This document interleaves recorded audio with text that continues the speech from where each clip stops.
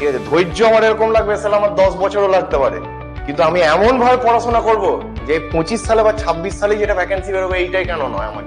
কারণ চাকরি পাওয়া ইটস অল অ্যাবাউট হচ্ছে একটা প্রসেস, একটা ট্রেনিং। সেই ট্রেনিংটার কিছু ম্যানুয়াল আছে যে কি কি করতে হবে, কি কি করতে হবে না, সেই সব বিষয় নিয়ে আজকে আলোচনা হবে। আমি বলছি এই জায়গাটাই সবচেয়ে ইম্পর্টেন্ট, যে এটা মেনটেন করতে পারবে আমি তার গ্যারান্টি নিতে পারি যে সে পরীক্ষায় রিটিনে তার নাম নিয়ে আসবে।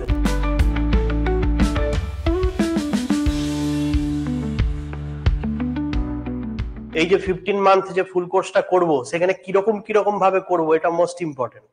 শুধু পড়াবো আর তোমরা পড়বে আর স্টাডি মেটেরিয়াল নিয়ে চলে যাবে, এরকম করে তুমি গ্যাদার করতে পারো কিছু, কিন্তু তাতে করে চাকরি পাবে না। কত ঘন্টা পড়তে হবে, সবার কোশ্চেন থাকে ফার্স্ট ডেতে যে কত ঘন্টা পড়তে হবে, পরে দেখা যায় যে তারা ঘন্টা কেন কোনো দিনও পড়তে বসছে না। কারণ আমরা এই ফুল কোর্সটা বোথ টেকনিক্যাল নন টেকনিক্যাল এই দুটোর উপরই আমরা জোর দিচ্ছি, যেহেতু ওয়েস্ট বেঙ্গল গভর্নমেন্টের পরীক্ষার উপর আমরা শুধু ডিপেন্ড করতে চাইছি না, কারণ এখানে ফ্রিকোয়েন্সি খুব যে ভালো সেটা নয়।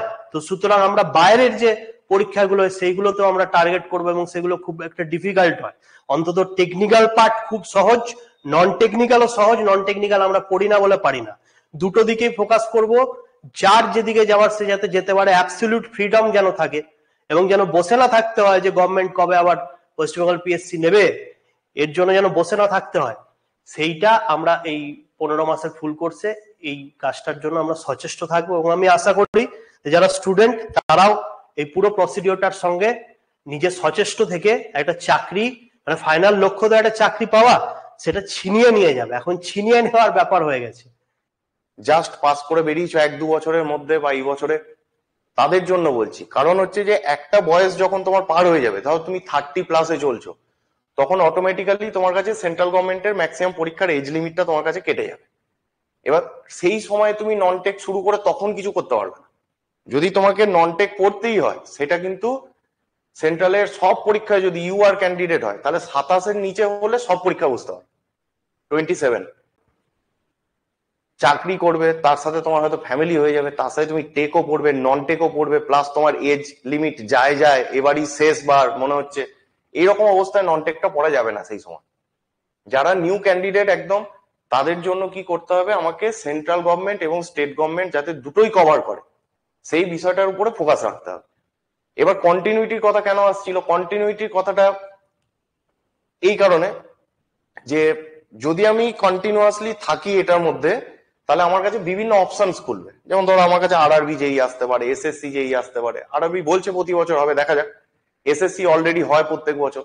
তাহলে এই জায়গাগুলো রয়েছে, তার সাথে এবার আমার যদি স্টেট লেভেলে এমএসসি পরীক্ষা হলো বা পিএসসি পরীক্ষা হচ্ছে, মানে এমএসসি মানে কেএমসি কেএমডি এইসব পরীক্ষাগুলো হলো, বা পিএসসি হলো, বা এই যে ধরো এনএস ওবিসির কাজটা মিটে গেলেই এনএস এর পরীক্ষাটা হবে, আজ না হোক 6 মাস পর হবে, 8 মাস পর হবে, কি পরের বছরে হবে। কিন্তু আমার কথা হচ্ছে যে পরীক্ষাটা তো হবে, পোস্টগুলো লোকগুলো তো নিতে হবে। এখন জিনিসটা যখন আমার পরীক্ষাটা হবে আর তখনই আমার প্রিপারেশনের পিক লেভেলে আছে, এইটা যদি হয়, এইটা মুখার্জি বলছিল যে এটা ভাগ্যের ব্যাপার। এবার দেখো এটাকে ধরে রাখা কেন অসুবিধাজনক, যদি তুমি শুধুমাত্র স্টেট লেভেলে ফোকাস করছো। এবার ধরো পিএসসি পরীক্ষা লাস্ট কবে হয়েছে, 16, তারপরে 17 ভ্যাকেন্সি, তার মানে 16 ভ্যাকেন্সি, 17 ভ্যাকেন্সি, পরে আবার আসছে 22 ভ্যাকেন্সি। আর তার আগে কখন হয়েছিল, লাস্ট হচ্ছে 9 সালে, মানে নতুন রাজ্য সরকার তৈরি হওয়ার আগে 9 সালে লাস্ট হয়েছে। তাহলে তার 7 বছর পরে 16 পেলাম, 17 পেলাম, তারপরে এলো 22 নোটিফিকেশন। এবার দেখো তুমি খেয়াল করে দেখো যে 17 যে পরীক্ষাটা 16 সালে অনেক বছর পরে নিচ্ছে, ফটাফট রিক্রুট হয়েছিল। 17 পরীক্ষাটাও কিন্তু 18তে বোধহয় রিটিন হয়েছে, 19-এ ইন্টারভিউ আর 20-তে জয়েন হয়েছে।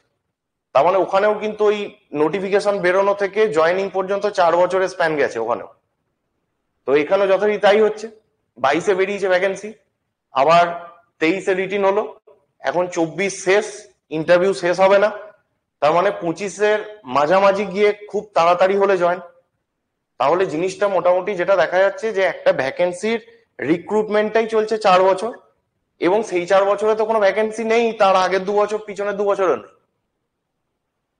তাই এইটা যদি তুমি শুধু স্টেটের উপর ফোকাসড হয়ে যাও যে আমি শুধু পিএসসি দেবো, কারণ দেখো কেএমসি কেএমডি তে আরো অল্প পোস্ট, পিএসসি তে তোমার যদিও বা 800 850 লোক নিচ্ছে, কেএমসি কেএমডিএ তে 80টা লোক নেবে, 1-10 হয়ে যাবে, কম্পিটিশন 10 টাইমস হয়ে যাবে, তার মানে তো সেখানে মারা তো আরো কঠিন হয়ে যাবে তখন। তাহলে আমি যদি পিএসসির উপর যদি ফোকাস করে থাকি, তাহলে আমি 22-23 বছর আমার এখন যদি বয়স হয়, আমি একবার ধরো এখন শুরু করলাম, দিয়ে আমি হয়তো এবার 28-এ পেলাম, আর একবার হয়তো দেখা গেল যে আমার যখন 33 বছর বয়স তখন পেলাম, দুটো পিএসসি তে শেষ। আইডিয়াল কি হতো যে প্রত্যেক 2 বছর অন্তর অন্তর পরীক্ষা হয়, তাতে 50-100 যা পোস্ট নেবে নিক। আমি একটা স্টুডেন্ট হলে আমি এটা ভাবতে পারবো যে আমি আজকে একটা পিএসসি দিলাম, আমার অবস্থা খুব খারাপ, আবার আগামী 2 বছরের মধ্যে একটা পিএসসি হবে, তাহলে আমি খাটি, আমি খুব খাটলাম, দেখা গেলো এটা রিটেন পেয়ে ইন্টারভিউ কেটেও গেল, তাহলে আমি আবার একটা 2 বছরের মাথায় ট্রাই করতে পারবো, আমি একটা ডিসিশন নিতে পারবো যে আমি এই 3টে পিএসসি পেতে আমাকে 4 বছর বসে থাকতে হবে, তাহলে আমি বসে প্রিপারেশন নিতে পারি, তার অপশন থাকে। কিন্তু এখন যখন দেখা যাচ্ছে যে এইরকম কোনো চান্সেস হচ্ছে না, হয়তো 5 বছর পর আসবে, আবার 2 বছর পর আসবে। তো তোমরা দেখো যারা একদম নিউ ক্যান্ডিডেট, যে এই বছর 1 বছর 2 বছরের মধ্যে পাস আউট, তোমরা কি করবে, তোমরা ফুল কোর্স এই যে 24-এ শুরু হচ্ছে, মানে 26-এ গিয়ে ওটা শেষ হবে, তো ওইটাকে আগে কমপ্লিট করো, ঠিক আছে? ফুল কোর্সটাকে আগে কমপ্লিট করো, যে আমার যা যা পড়ার আছে জানার আছে, আমাকে তো প্রিপারেশনটা নিতে গেলে, পরীক্ষাটা মারতে গেলে এটাকে তো কমপ্লিট করতেই হবে, ছাড়া এক্সেস করতে হবে। তাহলে আমি আগে এটাকে ভালোভাবে নিই, ভালোভাবে কমপ্লিট করি। আর যারা অলরেডি পড়াশোনার মধ্যে আসো, তাদের দুটো ফোকাস হতে হবে। দেখো এই ব্যাচে পুরনো তোমরা দুরকম ভাবে থাকতে পারো। একজন হচ্ছে ধরো যে তোমার পিএসসি তে হয়নি বলে, তাহলে তুমি কি করবে, তুমি আবার নতুন করে তোমাকে পুরো দমে লাগতে হবে যে তুমি এখানে থাকো। আর যদি তুমি শুধুমাত্র ভাবো যে আমি ব্যাচটা কিনে রেখে দিয়েছি, তাহলে কিন্তু আলটিমেটলি আমাদের কোনো লাভ হবে না কারোরই। সেকেন্ড আরেকজন থাকতে পারে যে যারা হয়তো এই পিএসসিটা হয়তো হয়ে যাবে, কিন্তু তারা ফোকাস করছো যে সামনে যদি অ্যাসিস্ট্যান্ট ইঞ্জিনিয়ার পরীক্ষা হয়, তাহলে সেইটার জন্য যেন আমার তারটা না কেটে যায়। তাহলে তাদেরকেও বলবো যে তোমরাও যেন টাচটা যেন প্রপারলি থাকে। তো সেইভাবে আমরা এগোবো এইটা নিয়ে। স্টেট সেন্ট্রাল এইটা যারা একদম নিউ, তারা মাথার মধ্যে ঢুকিয়ে রাখো, আমার মনে হয় এটা তোমাদের চলার ক্ষেত্রে অনেক সুবিধা হবে। ঠিক আছে, ঠিক আছে, মুখার্জি যদি কিছু বলে। যেটা বলছিলাম যে অবজেক্টিভ, যে আমরা কোন পরীক্ষাটার জন্য একটা অবজেক্ট আছে, তো মানে আজকে যে ক্লাস শুরু করছি, ক্লাস শুরু করার আগে যে আমি কোন পরীক্ষার জন্য আমি প্রিপারেশনটা নেব, এই যে আমার অবজেক্টটা কি, যে আমার তো একটা ক্লিয়ার কাট আমাকে বলতে হবে যে আমি এখানে কি গেটের জন্য আমি প্রিপারেশন নেবো, না ইঞ্জিনিয়ারিং সার্ভিস, নাকি আমি ওয়েস্ট বেঙ্গল পিএসসি এর জন্যই নেবো, নাকি অ্যাসিস্ট্যান্ট ইঞ্জিনিয়ারের জন্য নেবো। এই বিষয়টা আমি চাই যে ডে 1-এ প্রত্যেকের কাছে ক্লিয়ার হয়ে যাক। ঠিক আছে, এইটা আমি চাই প্রথমে। আমি ব্র্যান্ড নিউ ক্যান্ডিডেটদের জন্যই আজকে এই কথাগুলো বলছি, যারা পুরাতন আছে তারা সবকিছু বোঝে জানে, আরেকবার রিভিশন হয়ে যাবে জিনিসটা। ফার্স্ট স্টেপ, যে কোনো কাজ করার ফার্স্ট স্টেপ হচ্ছে যে সেই কাজটা যে করছি তার অবজেক্টটা কি, মানে সেখানে আমি কোন পরীক্ষাগুলোর জন্য, এখানে যেমন যে আমি কোন পরীক্ষাগুলোর জন্য প্রিপারেশন তো নেবো, ঠিক আছে, তাহলে কোন পরীক্ষাগুলোর জন্য নেবো। তাহলে প্রথমেই হয়ে গেল যে গেট ইএসসির জন্য এখানে পড়ানো হচ্ছে না, বা আমি যদি কোয়ালিফাইড হইও, আমি এই কোচিং সেন্টার সেইটা নয়, এই কোচিং সেন্টারটা হচ্ছে যে আমাদের স্টেট এবং সেন্ট্রালের যে সমস্ত টেকনিক্যাল এবং non technical, combined technical non টেকনিক্যালের যে সমস্ত পরীক্ষাগুলো হবে, এবং যেটা কিনা ডিপ্লোমা এবং বিটেক করলে পরীক্ষাগুলো দেয়া যায়, সেই পরীক্ষাগুলো আমরা দেবো। এইটা তাহলে প্রথম অবজেক্ট বেরিয়ে এলো এখান থেকে, যে এই যে আমরা সেন্ট্রয়েডে ফুল কোর্সে ভর্তি হয়েছি, এইটা কোন কোন পরীক্ষাকে কভার করবে। না সেখানে কি বেরিয়ে এলো, একটা বেরিয়ে এলো যে স্টেটের, আর একটা বেরিয়ে এলো যে সেন্ট্রাল। স্টেট এবং সেন্ট্রালের যে সমস্ত এই যে exam, assistant engineer and junior engineer exam, এবং যেখানে টেকনিক্যালও থাকতে পারে অথবা টেকনিক্যাল প্লাস নন টেকনিক্যাল থাকতে পারে, টেকনিক্যাল প্লাস নন টেকনিক্যাল থাকতে পারে, এই এত বড় একটা ফর্দ এখানে লিখলাম। তাহলে এই সমস্ত এক্সাম গুলো আমরা দেবো এবং তার জন্য আমরা প্রিপারেশন নেবো, এটা প্রথমে জিনিসটা ক্লিয়ার হলো। এখন ব্যাপার হচ্ছে যে কোনো কোনো ক্যান্ডিডেট আছে যে যারা এই সমস্ত কটার জন্য অ্যাপ্লিকেবল, তাদের বয়স আছে, তাদের বাড়িতে বসে পড়াশোনা করার যথেষ্ট স্কোপ আছে, তাদের সেই ধৈর্যটা আছে, তারা সময় দিতে পারবে, তাহলে তারা এই হোল প্রসেসটার জন্য এলিজিবল এনাফ। কিন্তু এমনি অনেকে আছে যে তারা এটা পারবে না, এখন তাহলে এখান থেকে সাব ডিভিশন কি কি হয়ে যাবে আমি দেখতে পাচ্ছি। প্রথমে স্টেট, তাহলে স্টেটের মধ্যে কি আসছে, এই হতে পারে, যেই হতে পারে। আবার সেইখানে তাহলে স্টেটের যখন পরীক্ষা হচ্ছে সেখানে তো অনলি টেকনিক্যাল পরীক্ষাই হয়, মেজরলি টেকনিক্যাল পরীক্ষা হয়। এনএস বা কিছু পরীক্ষা থাকে যেখানে খুব অল্প নন টেক থাকে, টেকের সঙ্গে অল্প নন টেকনিক্যালও থাকে। তাহলে এই জিনিসটা আগে ক্ল্যারিফাই করার দরকার আছে যে আমি কোন গ্রুপটায় পড়ছি। আমি যেমন যদি এখানে গ্রুপ বলে আমি সাজাই, এই বিষয়টা ক্লিয়ার হওয়া খুব দরকার আছে বলে মনে হয় আমার। আমি এতদিন পড়াচ্ছি, আমার এইটাই মনে হচ্ছে যে স্টুডেন্টরা এটা ঠিক করতে পারে না ইনিশিয়াল টাইমে।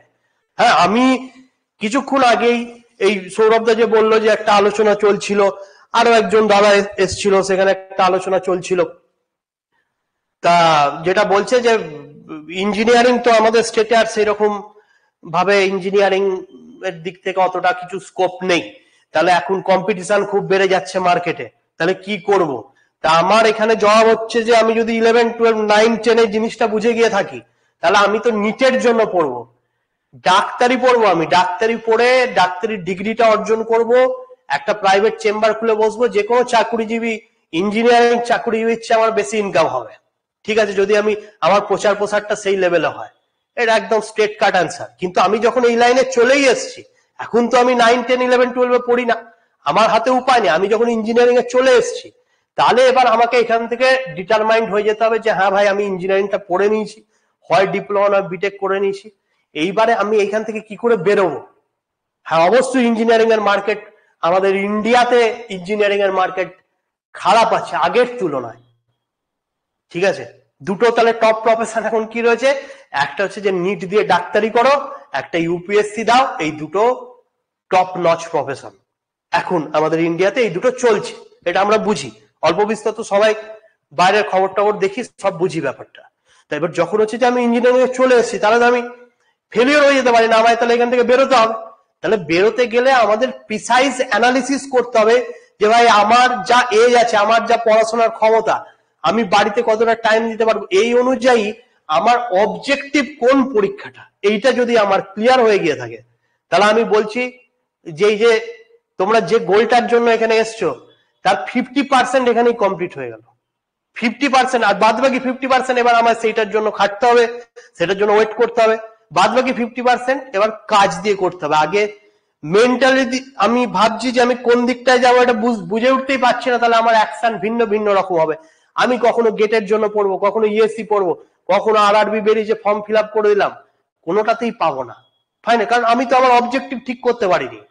অবজেক্টিভ ঠিক করতে পারিনি তো সেই অনুযায়ী আমি পড়াশোনাও করতে পারিনি, তাহলে আফটার অল কি হবে, আমি কেটে যাব। তো আমি সেই জন্য চাইছি যে ডে 1 এ প্রত্যেকে যেন ক্লিয়ার হয়ে যায় যে আমরা কোন গ্রুপটার মধ্যে পড়ছি। তাহলে গ্রুপ যদি আমি এখন গ্রুপে যদি আমরা গ্রুপ এ বলি, তাহলে গ্রুপ এ কি আসছে যে আমি শুধুমাত্র স্টেটের এক্সাম গুলো দেবো।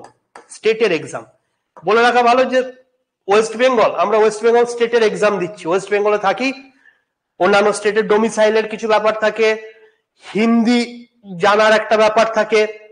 আমি ধরে নিচ্ছি যে আমি শুধু ওয়েস্ট বেঙ্গল স্টেট এক্সামটা দিচ্ছি এবং আমরা বাংলা লিখতে পড়তে জানি অথবা নেপালি জানি, তাহলে পরে ওয়েস্ট বেঙ্গল স্টেট এক্সামের জন্য আমরা কোয়ালিফাইড এনাফ। এখন ব্যাপার হচ্ছে ওয়েস্ট বেঙ্গল স্টেট এক্সামের মধ্যে তাহলে কি কি রয়েছে, এখানে অ্যাসিস্ট্যান্ট ইঞ্জিনিয়ার এক্সাম হতে পারে, আর এখানে জুনিয়র ইঞ্জিনিয়ার এক্সাম হতে পারে, আর কি হতে পারে একটা নির্মাণ সহায়ক বলে গ্রাম পঞ্চায়েতে যে ইঞ্জিনিয়াররা থাকে ওই স্কেল জুনিয়র ইঞ্জিনিয়ারের মতোই, তাহলে এই একটা এক্সাম হতে পারে ওয়েস্ট বেঙ্গল স্টেটের। ভালো করে বুঝে নাও কিন্তু এই বিষয়টা যেন ক্লিয়ার হয়ে থাকে, প্র্যাকটিক্যাল লেভেল একদম। শুধু পড়ছি নোট নিয়ে যাচ্ছি অমনি করে হয় না। চাকরি পেতে এসছি আমরা পাতিবাদে, চাকরি পেয়ে এখান থেকে বেরোবো, তার জন্য এটা ইম্পর্টেন্ট। তাহলে এই যেই এনএস, এই 3টে এক্সাম হয় স্টেটে। এখন স্টেট এক্সামে একটা যেটা ভালো খবর হচ্ছে যে নন টেকনিক্যাল প্রায় নেই। আমি এখানে কি লিখবো যে স্টেট এক্সামে নন টেকটা ইনক্লুডেড, নন টেকনিক্যাল আমাকে কিছু জিকে জিআই এইসব জিকে জিআই ম্যাথ রিজনিং এইসব প্রায় এক্সক্লুডেড। নন টেকনিক্যালটা ওই স্টেট এক্সামে লাগে না, না ইতে না যেইতে। এনএসএ খুব ওই 10টা থেকে 20টা কোশ্চেন খুব ইজি, ইংলিশের ওপর আসে, একটু জিকের ওপর আসে, সেগুলো এখানে প্রিপারেশনে হয়ে যাবে আর কি। তাহলে আমি বলতে চাইছি যে আমি যদি গ্রুপ এ এবং স্টেট এক্সাম সিলেক্ট করি, তাহলে আমার হাতে আছে এই জেই এনএস। এবার এই সম্পর্কে যদি আমি ডিটেলে বলি, তাহলে বলবো যে অ্যাসিস্ট্যান্ট ইঞ্জিনিয়ার ওয়েস্ট বেঙ্গল পিএসসির মাধ্যমে বিভিন্ন দপ্তরে নিয়োগ হয়, কেএমসি কেএমডিএ হতে পারে, জুনিয়র ইঞ্জিনিয়ারও সেম ব্যাপার, আর এনএসটা তো গ্রাম পঞ্চায়েতে নিয়োগ হয়। তাহলে এই কটা পরীক্ষা আমার হাতে রইলো। এবার এখানে তাহলে ভালো দিক কি, যে নন টেকনিক্যালটা নেই, দেখো আমার সিলেবাস কম, আমি দেশে সবার সঙ্গে কম্পিট করছি না, এগুলো সুবিধার দিক। তাহলে এখানে অসুবিধার দিক কি? অসুবিধার দিক হচ্ছে যে এই এক্সামটা কবে বেরোবে এটা কেউ জানে না। এখানে একটা জিজ্ঞাসা চিহ্ন, যে এটা কবে বেরোবে কেউ বলতেও পারে না, জানেও না। এবং দেখা যাচ্ছে যে যখন যখন কোনো ভোট আসছে, যেমন পঞ্চায়েত ভোট আসছে তাহলে নোটিফিকেশন বেরোলো, তারপর আবার বিধানসভা ভোট আসবো করছে, তখন হয়তো পরীক্ষাটা নিল, আর লোকসভা ভোটের সময় হয়তো রেজাল্ট বার করলো। 3টে ভোট একটা পরীক্ষা দিয়ে বার করছে, এটা জেনারেল ট্রেন্ড দেখা যাচ্ছে এখন যা চলছে চারিদিকে। তো সুতরাং এটা কখন বেরোবে কেউ জানে না, এটা যেমন একটা খারাপ দিক। আর ভালো দিক হচ্ছে আমার সিলেবাস কম ছেলেদের সাথে কম্পিট করছি। তাহলে আর হ্যাঁ, এটার আমি এজ লিমিটটাও বলে দিচ্ছি যে 37, ইন জেনারেল 37, মানে জেনারেল ইউআর ক্যান্ডিডেটদের জন্য। কোনো কাস্ট কোটা থাকলে সেখানে এজটা আরো রিল্যাক্সেশন পাওয়া যায়, এক্স সার্ভিসম্যান হলেও পাওয়া যাবে, তুমি অলরেডি কোনো সার্ভিসে গভর্নমেন্ট সার্ভিসে আছো তাহলে তুমি রিল্যাক্সেশন পাবে। ইন জেনারেল হচ্ছে 37, আর ওই কেএমসি কেএমডি এর জন্য হচ্ছে যে 40, মানে আগে তাই ছিল, আগের নোটিফিকেশন ওয়াইজ সেটাই ছিল যে আপার এজ লিমিট এইটা। তাহলে এবার তোমরা ঠিক করে নেবে যে আমরা কি গ্রুপ এ তে আছি, তা আমি নন টেকনিক্যালে বেশি সময় দিতে পারবো না, বয়স বেশি হয়ে গেছে, আমি অত কম্পিটিশন করতে পারছি না। তাহলে তুমি এই গ্রুপ এ মানে স্টেট এক্সামের মধ্যে তুমি থাকো, তুমি পড়াশোনা করো। এবার এখানে যে মেন প্রবলেমটা বললাম যে ফ্রিকোয়েন্সি কখন বেরোবে আমি এটা জানি না। তাহলে সুতরাং যারা brand new candidate just pass out করেছো, তারা তো এর ভরসায় বসে থেকে নিজের লাইফটাকে এইভাবে তুমি একটা লাইফটা নিয়ে একটা জুয়া খেলতে পারো না, তাই না? তোমাকে তুমি এসছো যখন, তোমাকে এনসিওর করতে হবে চাকরিতে, নো ম্যাটার হোয়াট, যে কোনো চাকরি, ইঞ্জিনিয়ারিং টেকনিক্যালের যে কোনো চাকরি, সেটা এইখানে হোক অন্য কোথাও হোক, কিছু ম্যাটার করে না। তাহলে তাদের শুধু এইটা ধরে পড়ে থাকলে হবে না, তাদের সেকেন্ড যে গ্রুপটা আসছে সেটা হচ্ছে গ্রুপ বি। এবং গ্রুপ বি এর মধ্যে, গ্রুপ বি যেটা বলছি, গ্রুপ বি এর মধ্যে বোধ গ্রুপ এও থাকছে, কারণ গ্রুপ এ এর যে টেকনিক্যাল সিলেবাস তো অলমোস্ট সেম, এবং গ্রুপ এ এর সঙ্গে প্লাস করে নিচ্ছি আমি নন টেকনিক্যাল এক্সাম, মানে নন টেকনিক্যাল সিলেবাস কমপ্লিট করছি, নন টেকনিক্যাল সিলেবাস। তাহলে পরে এবার আমরা কিসের জন্য এলিজিবল হয়ে গেলাম? গ্রুপ এর সমস্ত পরীক্ষা প্লাস হচ্ছে এসএসসি যে, আরআরবি যে, এবং যা যা, যেমন ডিআরডিও তে বেরোয়, যেমন ইরকনে বেরোয়, কিছু পিএসসিও আছে। তুমি শুধু ভেবো না আরআরবি এসএসসি লাগাতে হবে, সারা দেশের সাথে কম্পিটিশন না। এনবিসিসি বলে একটা কোম্পানি আছে, পিএসইউ, এরা সব পাবলিক সেক্টর আন্ডারটেকিং, পরীক্ষা নেয় এনবিসিসি লিমিটেড, ঠিক আছে, ইরকন নেয়, এরকম কিছু পিএসইউ সবসময় পরীক্ষা নেয়। কিন্তু মেন ব্যাপার কি, সেখানে নন টেকনিক্যাল থাকে, ওইখানে অর্ধেক স্টুডেন্ট পারে না। তো সুতরাং যারা একদম ব্র্যান্ড নিউ ক্যান্ডিডেট এবং বয়স রয়েছে, ভাবছো যে আমি চাকরিটা লাগাবো, বলবো যে গ্রুপ বি এর মধ্যে তোমরা থেকে যাও, এবং এই ওয়াইজ তুমি টেকনিক্যালও পড়ো প্লাস নন টেকনিক্যাল পড়ো। তাহলে এইটা আরেকটা সিলেকশন হয়ে গেল। আরেকটা সিলেকশন আমার মনে হয় যে করা উচিত, সেটা হচ্ছে যে গ্রুপ সি, যেটা কিনা যেটা নিজের উপর ডিপেন্ড করছে। এখানে দেখাচ্ছি গ্রুপ সি নিজের উপর ডিপেন্ড করছে। বিষয়টা কি আমি বলি, গ্রুপ সি না নিজের উপর ডিপেন্ড করছে, মানেটা কি বলি, মানেটা হচ্ছে যে ওয়েস্ট বেঙ্গলেরই হোক বা অন্য কোনো রাজ্যের হোক, একটু ওপরের স্কেলের এক্সাম, যেমন হচ্ছে লাইক অ্যাসিস্ট্যান্ট ইঞ্জিনিয়ার, লেকচারার, এই ধরনের এক্সাম। এখন সেইটার জন্য যেহেতু তোমার স্কেলটা হাই, সেখানে কোশ্চেন কিন্তু সিলেবাসটা একই, কিন্তু কোশ্চেন তোমার একটু শক্ত আছে, তোমার আর একটু ডেপথে পড়তে হবে। এখানে যেমন তোমার ভাস্ট হরাইজেন্টালি তোমার এক্সপ্যান্সন, কোশ্চেনের লেভেলটা সহজ, কিন্তু তোমাকে ইতিহাস জানতে হবে, একটু ভূগোল জানতে হবে, একটু ম্যাথ রিজনিং জানতে হবে, সঙ্গে টেকনিক্যাল জানতে হবে। তাহলে তুমি এইটা যে কোনো জেইর পরীক্ষার জন্য তুমি এলিজিবল হয়ে গেলে। তুমি যদি ভাবি অ্যাসিস্ট্যান্ট ইঞ্জিনিয়ার, লেকচারার, এই পরীক্ষাগুলোর জন্য, তাহলে এইগুলোর জন্য তোমার ডেপথ, টেকনিক্যাল সাবজেক্টের ডেপথ বাড়াতে হবে। তখন এইটা অতটা ইম্পর্টেন্ট নয়, তখন এই স্টেট এক্সামের যা সিলেবাস, মানে গ্রুপ এ এর যা সিলেবাস, সেই সিলেবাসটাই আরো মোর ইন্টেন্সলি করতে হবে, মোর ইন্টেন্স। বুঝতে পারছো কি বলছি? মোর ইন্টেন্স। সেখানে শুধু ওই মানে 4টে অপশন দেখে এমসিকিউ মেরে দেবো অমনি নয়, সেখানে কিছু নিউমেরিক্যাল থাকবে, সেই নিউমেরিক্যাল সলভ করার এবিলিটি থাকতে হবে, একটু বোঝার এবিলিটি আরেকটু বেটার হতে হবে, আরেকটু ডেপথে যেতে হবে। সাবজেক্টিভই যাচ্ছি, কিন্তু সেখানে আমি টেকনিক্যালের নন টেকনিক্যাল যেরকম পড়ছি গ্রুপ বি তে, সেমনি নয়, সেখানে টেকনিক্যালটাই পড়ছি, আরো ডেপথে পড়ছি।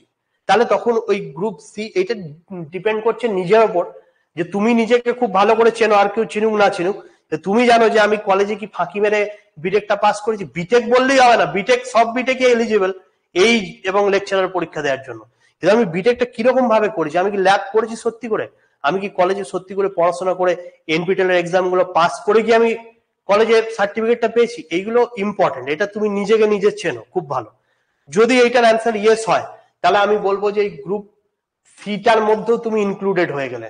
তাহলে একজন কমপ্লিট যে স্টুডেন্ট, যে কলেজেও ভালো করে পড়াশোনা করেছে, ব্র্যান্ড নিউ স্টুডেন্ট, তার জীবনকে বরবাদ করতে চায় না, যা পরীক্ষা বেরোবে সে মেরে বেরোবে, ওয়েস্ট বেঙ্গল গভর্নমেন্টের উপর ভরসা করতে চায় না, সে গ্রুপ সি এর পড়াশোনাও করবে এবং হচ্ছে গ্রুপ বি এর পড়াশোনাও করবে। তাহলে তার টোটালটা কভার হয়ে গেল। আর আমি বললাম যে যার বয়স হয়ে গেছে অতটা সময় দিতে পারবে না, শুধু যেই এক্সাম দেবো এরকম, ঠিক আছে, তাহলে তারা গ্রুপ এর শুধু যে টেকনিক্যাল পার্ট সেটা করবে। কিন্তু গ্রুপ এতে গেলে একটা জিনিস করতে হবে, সেটা হচ্ছে এক্সপিরিয়েন্স করতে হবে বাড়ি বসে। কারণ ওখানে যেহেতু ওই সব কটা পরীক্ষা ইন্টারভিউ আছে, সেই জন্য ওইখানে কি করছেন বাড়ি বসে এইটা খুব ইম্পর্টেন্ট হয়ে যাচ্ছে। আবার যে স্টেট লেভেল এক্সামে তাকে নন টেক করতে হবে না, কিন্তু জব কিছু একটা বা নিজে কাজ করে কিছু একটা করতে হবে। এখানে কিন্তু ওয়ার্কিং এক্সপিরিয়েন্সটা ইম্পর্টেন্ট গ্রুপ এতে। কেএমডিএ তে নেসেসারি দেয় 1 বছর মিনিমাম চাই। ঠিক ঠিক ঠিক কথা। এখানে কিন্তু আবার ইন্টারভিউ আছে, এখানে কিন্তু আবার ওয়ার্কিং এক্সপিরিয়েন্সটা ইম্পর্টেন্ট। এখন ওয়ার্কিং এক্সপিরিয়েন্স দিয়ে যেটা ব্যাপার, আমি বলবো যেটা আমার যেটা মনে হয়েছে যে শুধু মানে পড়ছো এইটা, এই জিনিসটা ইন্টারভিউরা ঠিকভাবে নেয় না। এটা যেমন ঠিক, আবার এমনিও যে আমি এখনই চাকরিও করছি, আবার এখনই আমি আমার ফাউন্ডেশনটাও তৈরি করছি পড়াশোনা, এটাও সম্ভব হয় না। তোমাকে যেটা করতে হবে, তোমাকে খুব প্রিসাইজলি, যদি 15 মাসের কোর্স হয়, চেষ্টা করতে হবে যে 15 মাসের যা সিলেবাস, সমস্ত সিলেবাস শেষ করে নেবো, যাতে আমার নতুন করে কিছু জানার বোঝার আমার নেই। এইবারে আমি চলে যাব একটা যে কোনো চাকরিতে, দিয়ে সেখানে খালি রিভিশন করবো, মক টেস্ট দেবো, ব্যাস, দ্যাটস এনাফ। নোট সব থাকবে, ভিডিও আমি দেখে আমি নোট করে নিয়েছি, সমস্ত কিছু আমার, সবকিছু আমার কাছে আছে। এবার আমি শুধু সেটা রিভিশন করব, প্লাস আমি এক্সপিরিয়েন্স করব। এইটা যদি করো, এটা হচ্ছে বেস্ট উপায়। তাহলে আমি আশা করি যে এই 3টে গ্রুপের কি ব্যাপার আমি জিনিসটা ক্লিয়ার করতে পেরেছি, এবং এই ওয়াইজ ঠিক করে নেবে যে তুমি কোন গ্রুপের মধ্যে পড়ছো। যে 3টেই পারবে সে 3টের মধ্যেই থাকবে, মানে একটু ইন্টেন্সলি সে টেকনিক্যালও পড়বে, সঙ্গে নন টেকনিক্যাল পড়বে, তাহলে সে সমস্ত পরীক্ষার জন্য এলিজিবল হয়ে গেল। এখন তার যখন ওইটা শেষ হয়ে গেল সিলেবাসটা, সে একটা ওয়ার্কিং এক্সপিরিয়েন্স করে নেবে, তাহলে তাকে আর আটকানোর কিছু নেই। এই 3টেই তো ব্যারিয়ার, এই 3টেই লোককে আটকে দেয়। মেন ব্যাপারটা আগেই বললাম, প্রথমেই শুরু হলো কি দিয়ে, যে কন্টিনিউইটি। দেখো, যে চাকরি পেয়েছে, যে চাকরি পাচ্ছে, যে চাকরি পাবে, কমন ফ্যাক্টর একটাই, যে তারা অল আর কন্টিনিউয়াস। এইটা থাকবেই থাকবে। কারণ জিনিসটা কি, আমি আমার প্রিপারেশনটাকে নিয়ে যাচ্ছি, একটা পার্টিকুলার টার্গেটে চলছি, চলতে চলতে চলতে চলতে আমি যদি 2-3 মাস 4 মাস 6 মাসে একটা ব্রেক দিয়ে দিলাম, তাহলে অটোমেটিক্যালি ডাউনগ্রেড হয়ে গেল। আবার যখন একটা ভ্যাকেন্সি আসছে, আমি তখন সেই জায়গায় যাওয়ার চেষ্টা করছি, আমি করতে পারবো না, কারণ আমি অলরেডি পড়ে গেছে আমার পারফরমেন্স। আবার সেটাকে সেই জায়গায় আনতে আমার অনেকটা সময় কাভার হয়ে যাবে। কিন্তু যে আমার বন্ধু সাথে চলছিল, একই সাথে শুরু করেছিলাম, সেই যখন কন্টিনিউয়াস চলছে, তখন তার পারফরমেন্সটা সে পড়তে দেয়নি, সেটা ধরে রেখে সে আস্তে আস্তে উন্নতি করে গেছে। তো সেই সার্টেন টাইমে গিয়ে দেখা যাবে যে আমার পিকে গিয়ে আবার ফল দিয়ে আবার উঠছি, ওই এক লেভেলে এলাম একটায়, আরেকজন দেখা গেল যে কন্টিনিউয়াসলি রাইজ করেছে, মানে অ্যাটলিস্ট মেনটেন করেছে কোনো কোনো জায়গায়, যে যেখানে সে ডাউনফল হতে দেয়নি। তো এই কন্টিনিউইটিটা সারা বছরের বিষয়, এইটা একদিন দুদিনের বিষয় নয়। যেমন ধরো, আজকে তুমি কোর্স নিয়েছো, আজকে খুব জোশ আছে, কিন্তু প্রত্যেক দিনে তোমাকে বাড়ি থেকেও তুলে দেবে ঘুম থেকে, যে বাবা ওঠ রে, পড়তে বস রে, যা রে, কর রে, হ্যাঁ এটা করে নে, নাহলে তো হবে না, এই তো দেখছিস বাজারে অবস্থা, এই পরীক্ষাটা বেরিয়েছে, এখানেও এত অবহেলা করছিস, এটাতেও ঠিক করে মন দিচ্ছিস না, আগের গুলো হলো না, এটাও করছিস, মানে এই যে একটা রিমাইন্ডার দিচ্ছে কেউ, বা কেউ খ্যাচ খ্যাচ করছে বলে মনে হবে। তো এই জিনিসটা যতক্ষণ চলছে, তার মানে বুঝবে যে তুমি গুড পারফর্মার নয়। কারণ তুমি গুড পারফর্মার হলে তারা কেউ খ্যাচ খ্যাচ করবে না, যারা করছে তারা বুঝতে পারবে না, ফিল করতে পারবে একটা এনভায়রনমেন্টে, সেটা বাবা মা হোক, কেউ নিকট আত্মীয় হোক, বন্ধু বান্ধব হোক, সবাই একটা ফিল করতে পারবে যে তুমি একটা অসামাজিক লোক হয়ে গেছো, কিন্তু তুমি চুপচাপ নিজের কাজ করছো, এইটা সবাই ফিল করতে পারবে।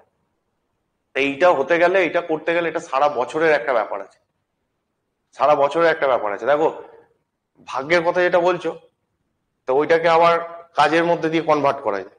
তুমি বলছো যে যখন ভ্যাকেন্সি বেরোবে, তখন আমাকে পিকে পারফরমেন্স থাকবে, এই দুটো ম্যাচ হলে ভাগ্য ভালো, এই তো।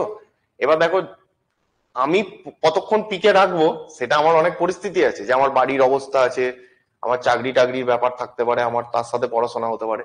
কিন্তু যারা শুরু করছে এখন, তাদের কাছে কি আছে এখন, যে আমি একদম পিকে তুলে নেবো, দিয়ে সেটা মেনটেন করবো।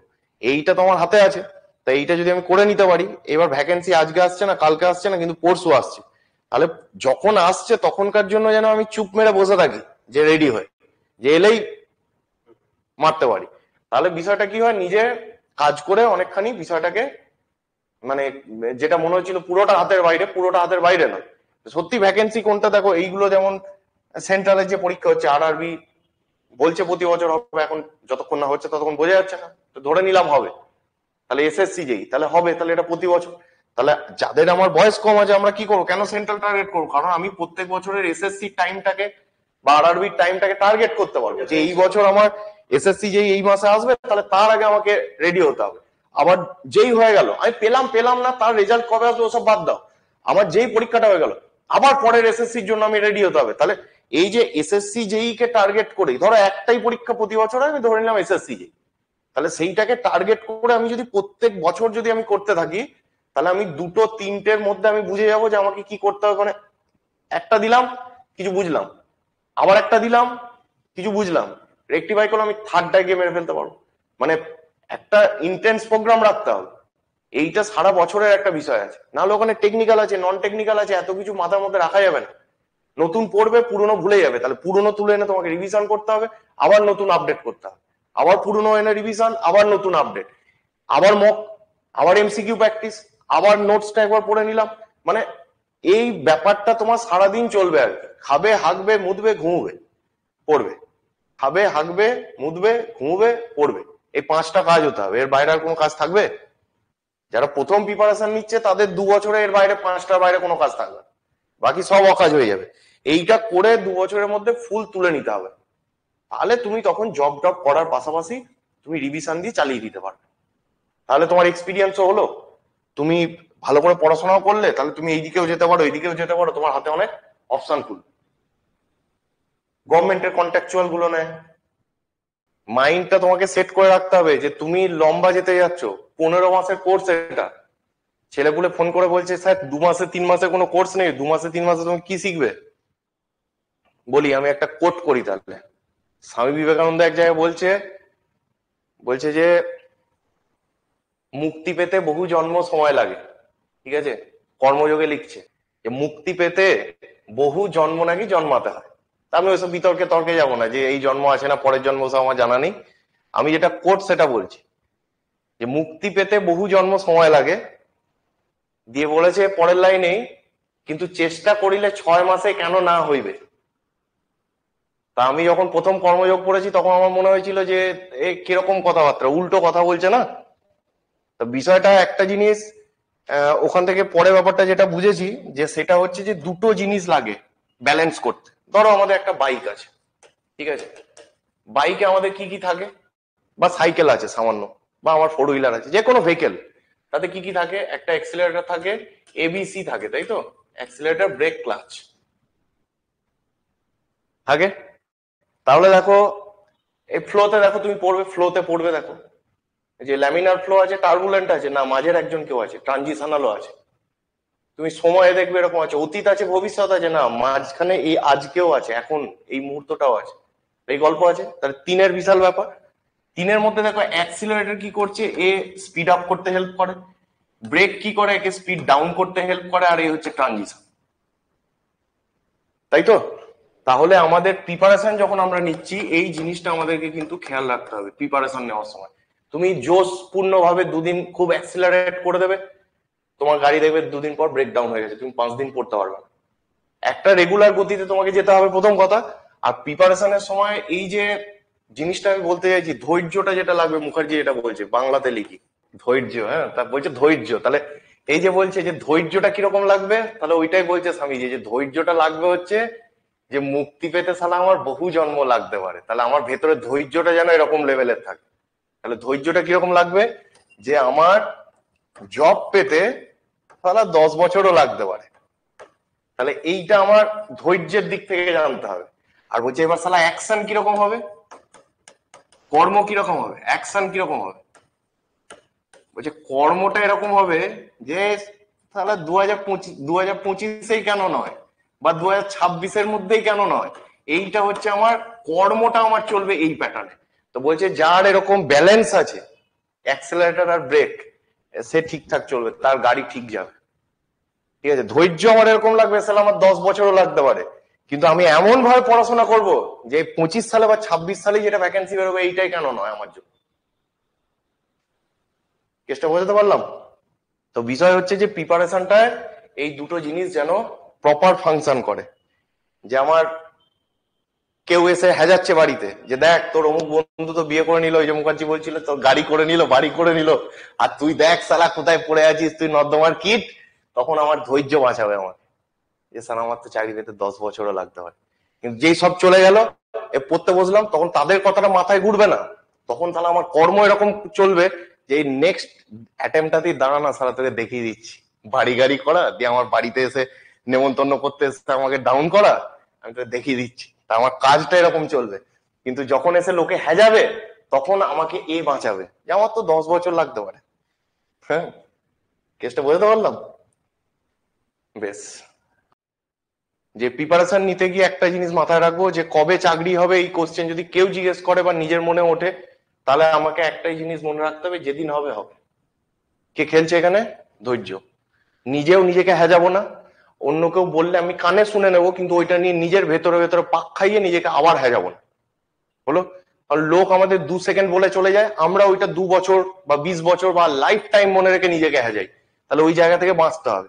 একটা গল্প বলি এখানে, তুমি এই যে দেখবে আমের সিজন আসবে, আম কিনতে যাবে, 40 টাকা কেজি হিমসাগর কিনে আনবে, তাহলে 40 টাকা কেজির মধ্যে তোমার আটি আর ছালে ওজনে আছে, তা তুমি আটি ছাল খাবে? খাবে না, তুমি শাঁসটা খাবে, আটি ছাল ফেলবে 40 টাকা কেজি ভেতরে পড়লেও। তেমনি লোক যা বলবে সব তুমি ভেতরে শুনবে না, যা বললো শুনে নিলে, এবার যেটা বুঝবে যেটা আটি ছাল সেটাকে ফেলে দেবে। যদি লোকের কথার মধ্যে কিছু রস থাকে, শ্বাস থাকে, তাহলে সেটা নিয়ে নেবে, সেটা তেতো হলেও নিয়ে নেবে। তাহলে এইটা গেল, এ ধৈর্য খেলছে, ঠিক। আর এখানে আমাকে চেষ্টাটা এমন চালিয়ে যেতে হবে যে 1 বছর 2 বছরের মধ্যে যেন আমার জব আসে, যা পোস্ট বেরোয়, জটা পোস্ট বেরোয়।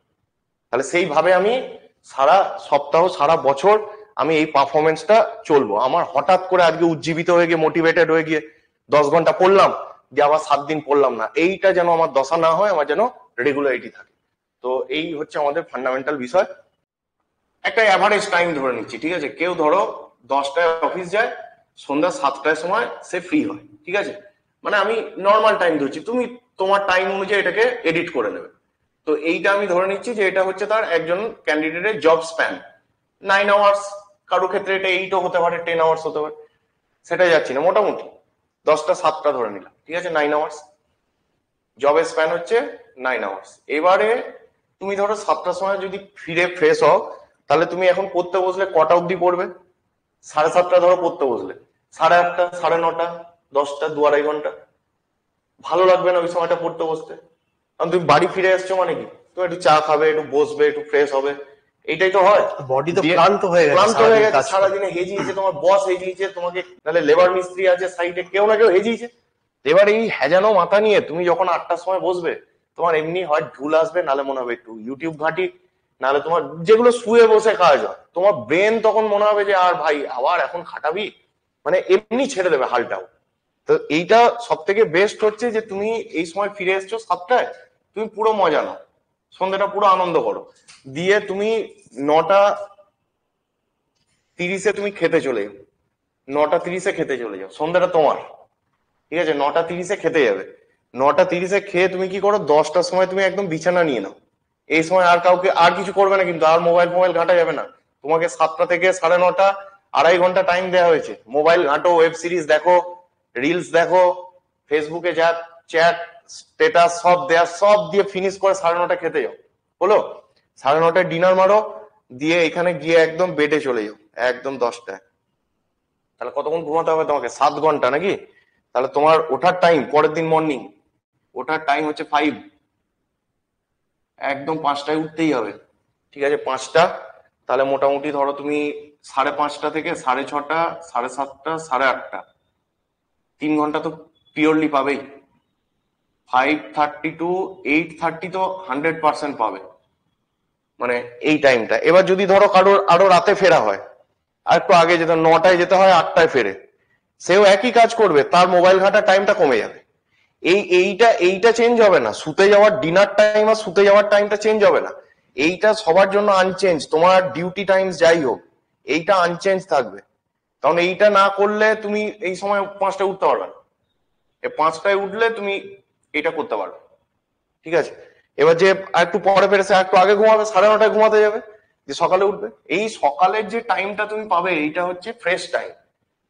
তোমার শরীর রেস্ট পেয়েছে, মাইন্ড রেস্ট পেয়ে আছে, জাস্ট ঘুম থেকে উঠেছো, কেউ হ্যাজাবার নেই। এবার ওই সময় ধরো সকালে যদি আমি 2 ঘন্টাও টাইম পাই, তাহলে সকালের 2 ঘন্টায় যে পড়াটা হবে, সন্ধ্যাবেলায় 4 ঘন্টা বই খুলে বসে থাকলে ওই পড়া হবে। ব্যাপারটা বুঝতে পারছো কি বলছি? সেই জন্য জব ক্যান্ডিডেটদের একটাই টাইম পড়ার, সেটা হচ্ছে ভোরবেলায় উঠে, সকালবেলায় উঠে। ডিউটি যাওয়ার আগেই তুমি পড়া পড়ে তারপরে তুমি ডিউটিতে যাচ্ছ, ব্যাপারটা বুঝে দেখো। এর পরে পড়াটা পড়ে নিয়েছো, পড়াটা পড়ে তারপর তুমি তোমার ডিউটি যাচ্ছ, তার মানে পড়াটা হচ্ছে তোমার ইন্ডিপেন্ডেন্ট। যে ডিউটিতে আজকে বস খুব মাথা চেটেছে, লাস্টে বেরোবার সময় মিটিং ডেকে দিয়েছে, তাহলে সন্ধ্যে এসে আজকে আর পড়াটা হলো না। এই যে পড়াটা কেটে যেত তোমার বস সাজানোর জন্য বা মিটিং ডাকার জন্য, তাহলে তোমার সন্ধ্যের পড়া মানে হচ্ছে ডিউটির উপর ডিপেন্ডেন্ট। তোমার ইচ্ছে, শারীরিক সক্ষমতা, মানসিক সক্ষমতার উপর ডিপেন্ডেন্ট। কিন্তু সকালে যখন তুমি পড়বে, এটা ইন্ডিপেন্ডেন্ট পড়াশোনা হবে। সকালে পড়াশোনা না করলে জব করে পড়া যাবে না। ঠিক আছে, 2 ঘন্টা হলেও পড়ো, সকালে পড়ো। ক্লিয়ার হয়েছে আশা করি। এবার একটা খুব দারুণ ইম্পর্টেন্ট জিনিস আমি তোমাদের বলতে চাই, যে এখানে সেন্ট্রয়েডে পড়াশোনাটা হয় কেমন করে। শুধু নোট নেওয়া দেওয়া, শুধু কিছু ভিডিও রেকর্ড, এতে করে আমরা কিছু গেন করতে পারি, কিন্তু শুধু গেন করা তো নয়। চাকরি পেতে গেলে কি করতে হবে? আমাকে কিছু কোচিং সেন্টার, যে কোনো কোচিং সেন্টার, XYZ যে কোনো কোচিং সেন্টার থেকে যে জিনিসটা দিল, সেটা পিডিএফ মেটেরিয়াল হোক, class, live class, video recording, mock test, সেইটাকে আমি নিলাম, তাহলে তো আমার কাজ শেষ হলো না। এখন এটাকে নিয়ে আমাকে প্রসেস করতে হবে, আমার মধ্যে আত্মস্থ করতে হবে। দ্যাট মিনস আত্মস্থ করতে হবে। আত্মস্থ করার পরে এইটা আমার সঙ্গে থাকবে, এবং সেই জিনিসটা যেদিন পরীক্ষা বেরোচ্ছে, পরীক্ষার হলে নিয়ে গিয়ে নামিয়ে আসতে হবে। ইন্টারভিউতেও তাই, রিটেনেও তাই, তবে গিয়ে আমার সিলেকশন হবে। তাহলে প্রসেসটা শুধু এইটা নয় যে আমার এখানে কি দেবে এবং সেটা আমি নিয়ে নেবো, নিয়ে নেওয়া পর্যন্ত এটা একটা স্টেপ। আত্মস্থ করা এবং সেটাকে ধরে রেখে পরীক্ষার হলে গিয়ে নামিয়ে দিয়ে আসা, এইটা আরো 2 নম্বর এবং 3 নম্বর স্টেপ। এই জায়গাতে লোকে মুশকিলে পড়ে যায়, কারণ এই জায়গাটা কোথাও শেখানো হয় না। ফ্রি লাইভ, দেখো কোচিং সেন্টারে ভর্তি হয়েছো, ইউটিউবে ফ্রি লাইভ ক্লাস আছে, ফ্রি রেকর্ডেড ক্লাস আছে, তো তুমি সেইখান থেকে করছো না কেন বলো তো? সেখানেও তো, সেখানে কি মিথ্যে করে পড়ানো হয়? ধরো ইউটিউবে কোনো কেউ ফ্রি লাইভ ক্লাস দিচ্ছে, সেখানে কি ভুল ইনফরমেশন দেওয়া হয় না, মিথ্যে তথ্য দেওয়া হয় না, মিথ্যে করে পড়ানো হয় না? কিন্তু সেখানে কোনো নির্দিষ্ট ওয়ে নেই, হ্যাপাজার্ড। ঠিক আছে, কোনো নির্দিষ্ট ওয়ে নেই, তোমার জন্য স্পেসিফাইড কোনো ওয়ে নেই। কোচিং সেন্টারে পয়সা দিয়ে তুমি পয়সা খরচ করে পড়ছো কেন? কারণ সেখানে একটা ওয়ে আছে, এবং সেই কথাটাই আমি এখানে বলবো। নেক্সট সেইটা নিয়ে আমি আলোচনা করব, যে এখানে কিরকম ভাবে পড়াশোনাটা হবে, how to study, most important জিনিস, যাতে করে এই 3টে স্টেপ আমরা করতে পারি।